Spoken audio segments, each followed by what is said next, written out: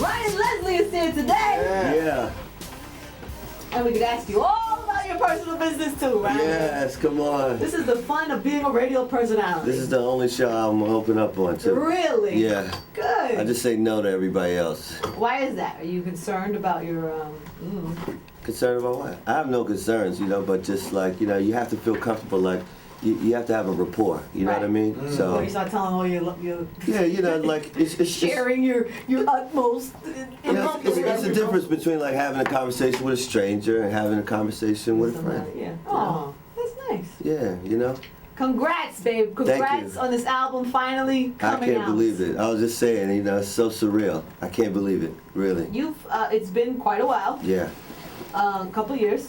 Yeah. But you've managed to build something. Even with no album. Yeah. On the internet, on just singles, I guess, other people's stuff. I guess you just managed to. Yeah. Buzz. You managed to get yourself out there. Yeah. So really, it's just about, for me, it was just about earning my stripes. Because I think that there are so many hit or misses that come out, people that have hits and disappear. Right. And so I just wanted to be consistent. So from day one, whether it was working with Puff, on all the Bad Boy projects, just making consistent music, whether they were hits or not, at least earning some respect amongst my peers, and then as I got more exposure, earning more respect from the audience. And now here you are. Overwhelming response to the album. The album's great. Thank you. Congratulations. Thank you. Congratulations. Thank I'm you. understanding that there's a problem finding them. I'm understanding that they're sold out in a lot of stores. Yeah, I take responsibility for that because on Monday night at midnight, me and a bunch of my friends, family members. Did you go buy them all up? Yeah, we did. We did. We took over Times Square in like 7 minutes. It took us 7 minutes, but we sold out the whole Times Square Virgin Megastore. Nice. Yeah. That's a good problem. Yeah, it's a good problem. Worse if they're all still on the shelf. Yeah. That would be a worse But you know what? What makes it really challenging for me though is that when it goes down in the history books, it doesn't go down in history how many people wanted the album.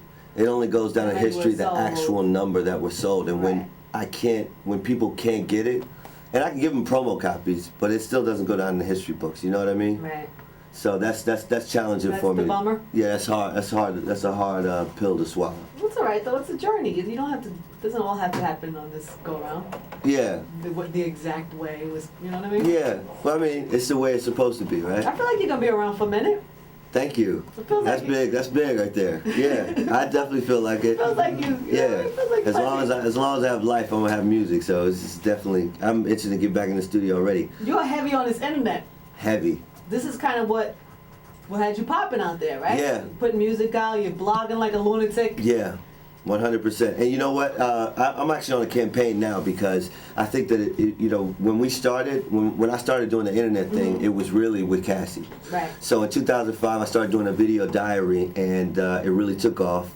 And this was in the time of YouTube and MySpace. But then what I realized is that YouTube and MySpace both made a grip of money. And you didn't. Yeah, I didn't make any money with them. They took my content, with everyone else's, yeah, of course, and sold for billions and millions. And then, I made my music money, but I feel like I should have had a piece of that internet action. So that's why now I'm consolidating everything to RyanLeslie.com. Everything's exclusive to RyanLeslie.com. Taking control. Yeah. Shout out to everybody that's making online communities, Soulja Boy, 50 Cent, Kanye West, etc. But no one's gonna do it like we're doing it. What are you and Cassie still? What's the story there? Are you good? Are you guys good? Cassie, will you call me? Oh, you haven't spoken to her? Call me, please. Did you have a falling out? No, we didn't have a falling out. It's just maybe a natural growing apart. We didn't talk. Haven't seen each other. Haven't seen each other. Definitely haven't seen each other. Definitely haven't spoken. And you know what? It's actually, and like I said, since we're having a conversation as friends, it's really actually difficult for me. I'll be honest with you. Because for her entire process, I was there every step of the way. For when I took over, the first time I ever took over the Virgin Megastores, when her album was there, and we had her family. We put them in an SUV. It was her, Mom's, Pops, me, Rich Dollars, the whole team. We took over the store. It was organic, and it was a massive moment in both of our careers, and it was just so kind of disappointed. Well, not disappointed because my family was there, but it was really a presence and an absence miss when I went to that Virgin Megastore and said, you know what, one of the building blocks that got me here was my relationship musically and personally with Cassie, and she's not here. The night of my album release, she's not there. How did you get to that? Just I wish I knew. I wish I could. I wish we had I wish we had an explanation. You know, sometimes you have to wonder how it was supposed to be, right? Why don't you just pick up the phone?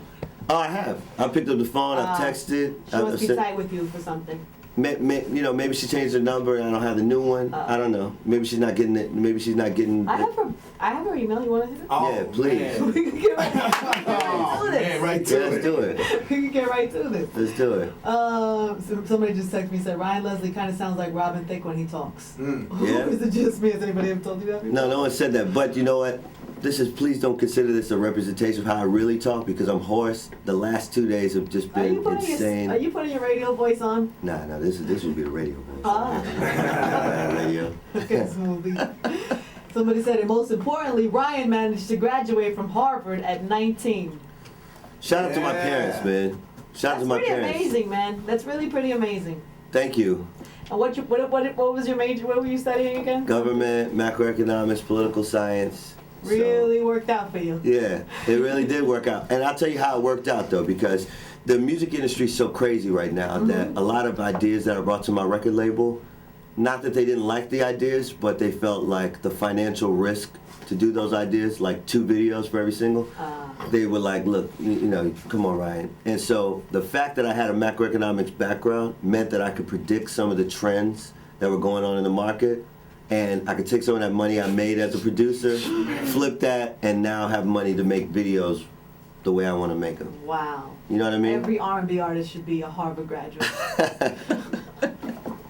It's probably part nightmare for the label because then you're like a smartass. Like, it is part nightmare. Yeah. It definitely is. I'm not gonna front. It is part nightmare. But you know what? We're getting it together now. And not only are we getting it together now, this record is out, and we've been talking, and we're about to do another album. I'm already going back in. I'm addicted to you.